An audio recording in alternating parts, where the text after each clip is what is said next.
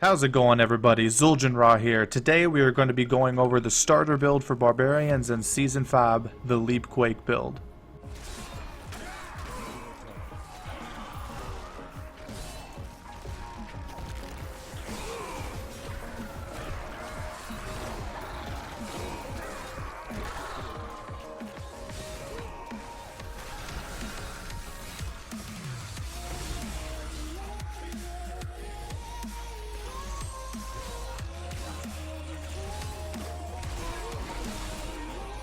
Alright, let's get started by talking about the skills that are used for this build.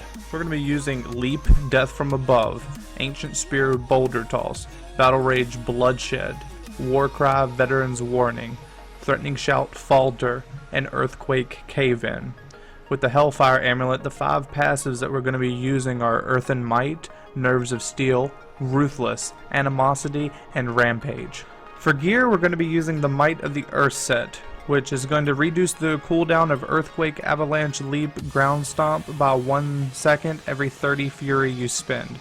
The 4-piece is Leap causes Avalanche every time you land. Additionally, Leap gains the effect of the Iron Impact rune, and the rune's effect and duration are increased by 150%. The 6-piece increases damage of Earthquake, Avalanche, Leap, Ground Stomp, Ancient Spear, and Seismic Slam by 800%.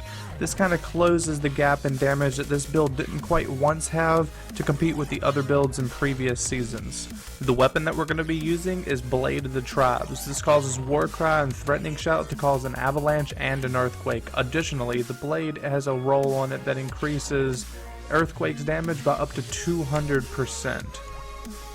The belt that we're going to be using is the Dread Iron belt. This increases avalanche damage by a max roll of 200%.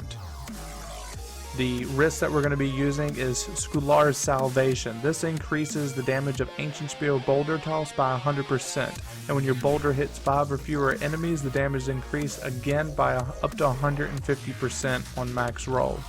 As far as stats go for all the gear, you're going to want cooldown reduction, crit hit chance, and crit hit damage. This is going to be your significant damage increases. The reason behind cooldown reduction is because with enough maximum fury and enough cooldown reduction, you can reset Leap's cooldown with 1 boulder. That is the objective.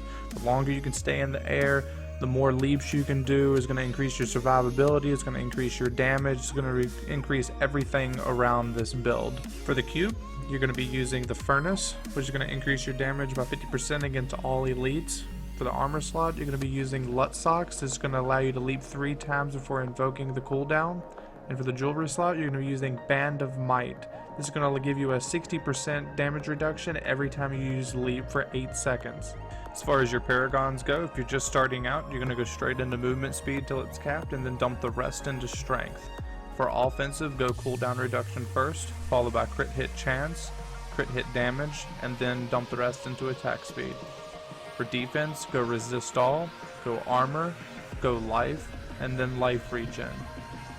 For utility, you're definitely going to want this area damage, go for resource cost reduction, and then life on the hit. Gold find is optional. Here's some more footage of Greater Rift 65 to demonstrate the power, mobility, and utility this build has to offer. Pay close attention to how the cave-in effect on Earthquake rune applies to each leap, effectively giving leap the mitigation, pull-in, and stun runes all at once.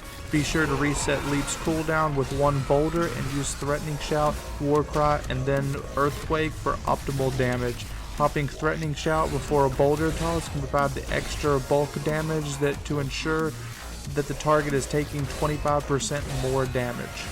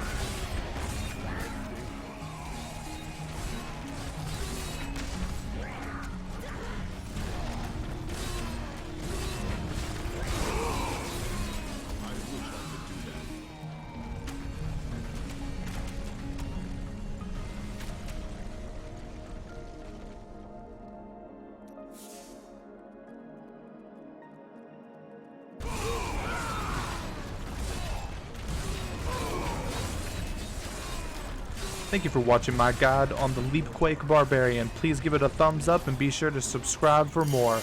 Peace!